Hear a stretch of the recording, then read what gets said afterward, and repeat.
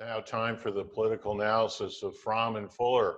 Al Fromm, former political advisor to President Bill Clinton, and Craig Fuller, former political advisor to both Ronald Reagan and George H.W. Bush. Good morning, fellows. It's been interesting to watch the Republican convention since it seems to be kind of a parallel universe when compared to the Democratic Party's events last week. Many of the speakers over the last couple of days have talked about a booming economy, America's great standing in the world, and at least one speaker spoke of the COVID-19 crisis in the past tense. It's kind of now going back and forth between a very rosy picture and then playing on fear to a certain degree to get their point across. Craig, can I start with you and get your impressions so far? And traditionally, you would reach out to try to move broader than your base and bring in the independents and the disaffected members of the other party. I've been watching the convention. I must say it's an interesting, format, and some of it I watch live, and some of it I go back and watch on YouTube. It seems to be a convention a bit at war with itself. There's a whole lot of fire and fury, and I think that's designed to motivate the base. But I think it alienates the very people they need to put together a majority in the election.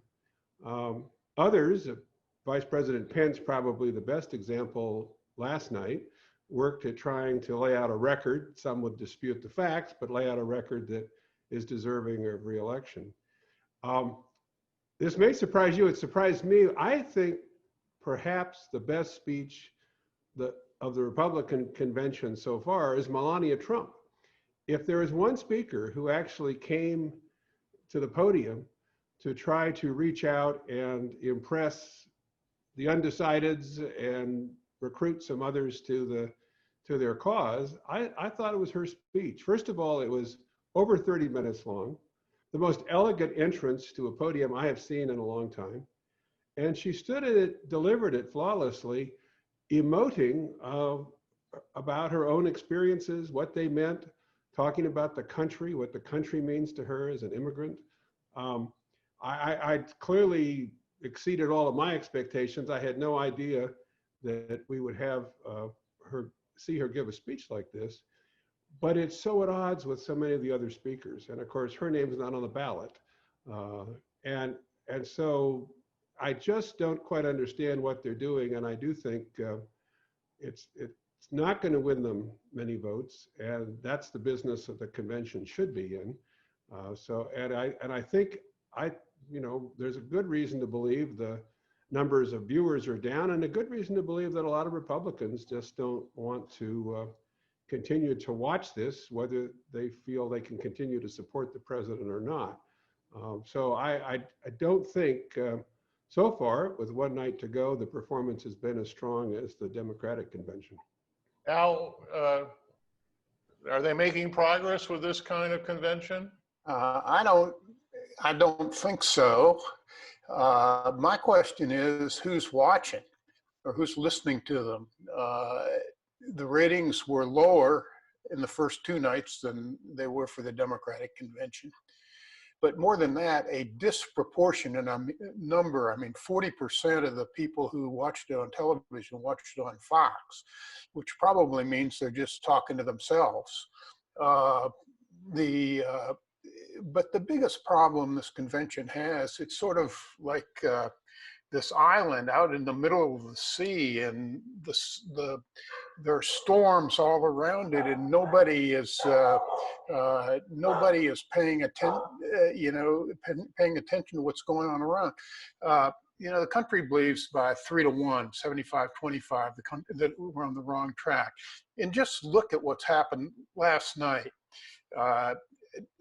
Vice President Pence did mention the hurricane, but that was the big story of the night.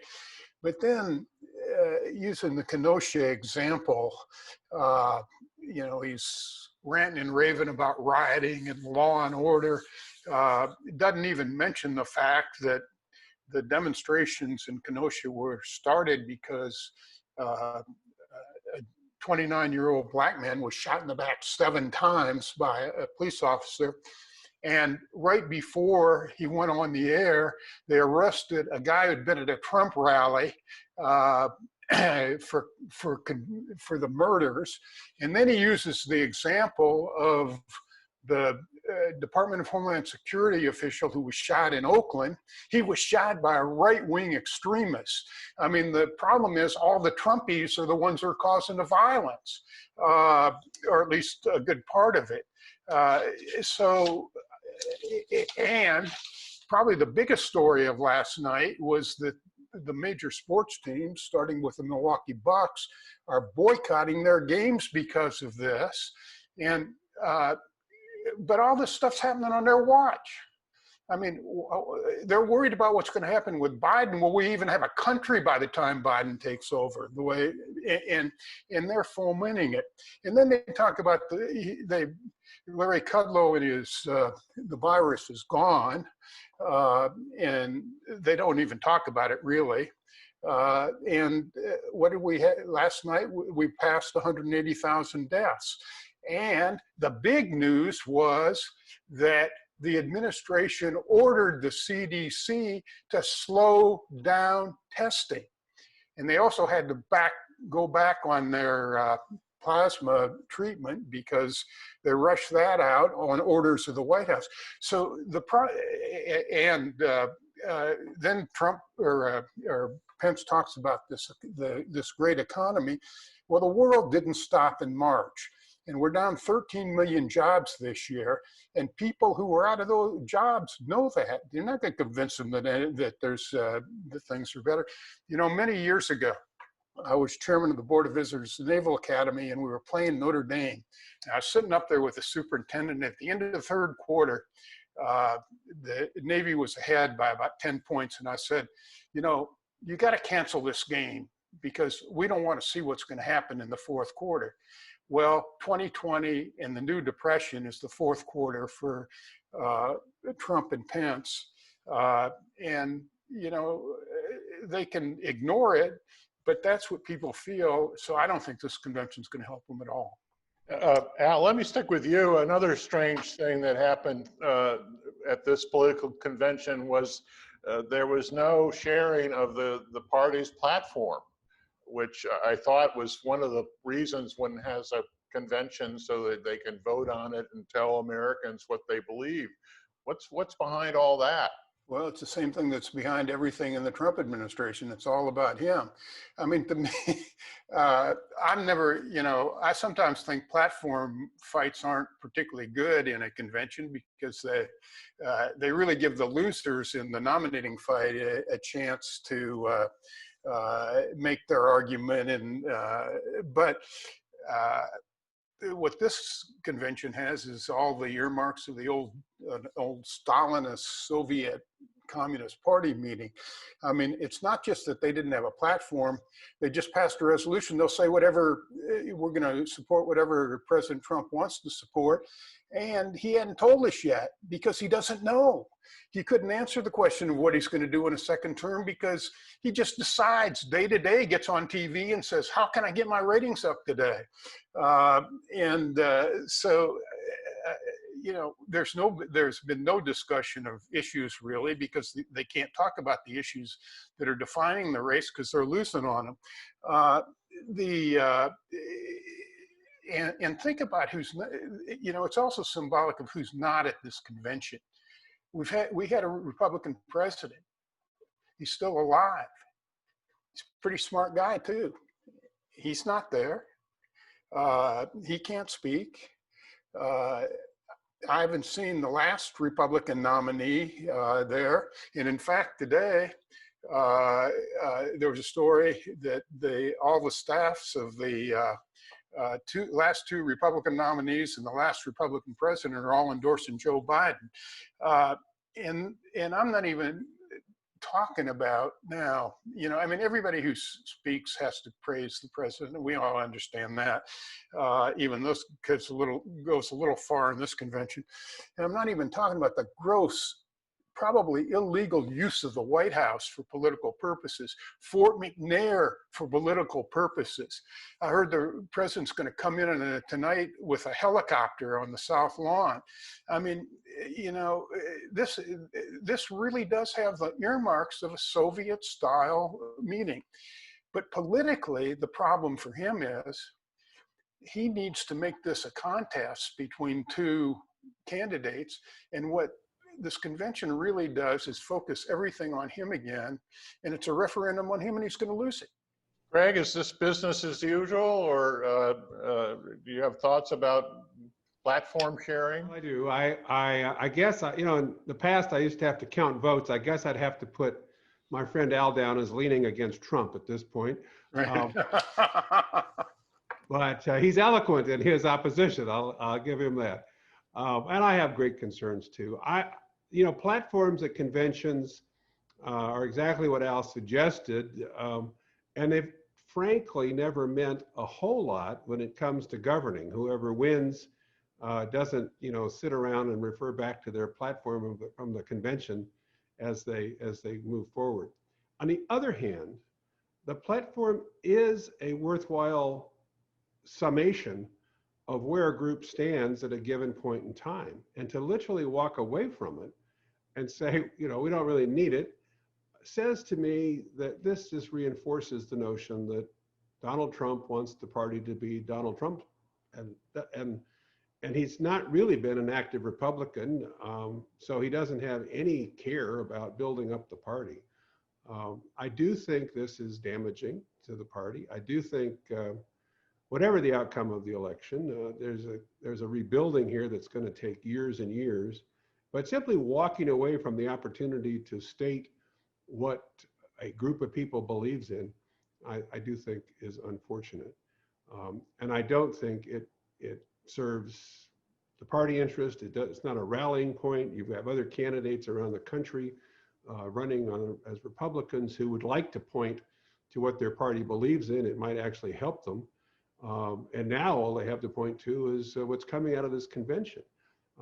And I know, I'm sure Al feels the same way. I think the damage being done is not just at the top of the ticket. It's going to run all the way through elections come November. And people running, whether it's for the United States Senate or the City Council, are going to have to live with the messages coming out of this convention. And it's going to be very tough. I do think, and I certainly hope that we get about a rebuilding process after November 3rd, but this hole is getting deeper, that's for sure. Craig, let me stay with you. You know, we're starting this tradition of having our viewers hand in some questions for you all. And this week we are taking on the Supreme Court, and the reader is very concerned about the politicalization of the court and whether or not we're going to have Democratic justices or Republican justices. Has it gotten that bad? Well, one thing I can tell you for sure is no one will accuse me of being a legal scholar. I do believe that over time, a lot of conventional wisdom about any one justice is often proved to be inaccurate, meaning that the conservative who gets appointed down the road in these sort of lifetime jobs often disappoints the constituency that was most enthusiastic about them from the beginning. So saying that it's overly political, I think that's probably, in my view, a little unfair. I think, I don't know of a better way of doing it. And I think part of what goes into the election of a president, part of the calculation a voter should make, is that president is going to appoint a number of judges, including Supreme Court justices. And what that president brings to that decision and how they approach it should count in the process of considering your vote. Republican presidents have always said, as have Democrats, they're going to look for the best qualified person. There's not a litmus test. They care about the court. Some Republicans have been quite comfortable with more moderate choices, as have some Democrats. Others have wanted to go to one side or the other. But overall, I think the Supreme Court has and continues to play a vital role. I have a huge amount of confidence in the Chief Justice, who I've known for many years, who, depending on the decision, sometimes is applauded and sometimes is disappointing the conservatives who were quite enthusiastic about his naming. So I'm not ready to figure out a different approach to this, and I think over time it generally balances out. Al, is this a new era or? No, I don't think it's a new era. Before I go to that, I just want to, Craig mentioned something that's really important, which is the down ballot impact. And I just read a story this morning that about a group that Craig and I have been associated with, the U.S. Chamber of Commerce, about ready to endorse about 24 freshman House Democrats. Now that's damage for the Republicans, because the chamber has been one of the biggest supporters of Republicans for the Congress in the country. I don't think, maybe with President Trump, things get exaggerated a little bit, but I really think, presidents always make political appointments on the Supreme Court. What concerns me actually more than what the presidents are doing is what happened first with Harry Reid and then with Mitch McConnell in the Senate, in the way they're changing the rules for the confirmation process to make it a lot harder to block nominees. Well, McConnell, in the case of the Obama nominee, didn't even bring him up, which was sort of unfair. But by taking away the filibuster in this nuclear option on the rules, it really changes the balance of power, and it doesn't give the confirmation process the credibility or the ability that it ought to have if somebody really goes out of line. But Craig really made the right point. Many justices grow into the job. You can't, upon appointment, you can't make a judgment of what a judge is going to be like. The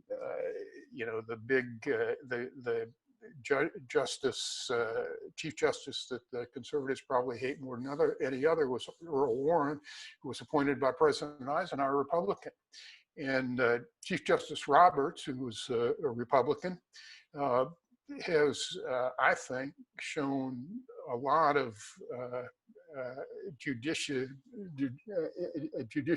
a good judicial temperament and a lot of good judgment in some of the toughest cases that have come before him, including Obamacare, and has come down, not necessarily on the Republican side. In fact, many times on the side that the Republicans or many of the extreme Republicans want to criticize.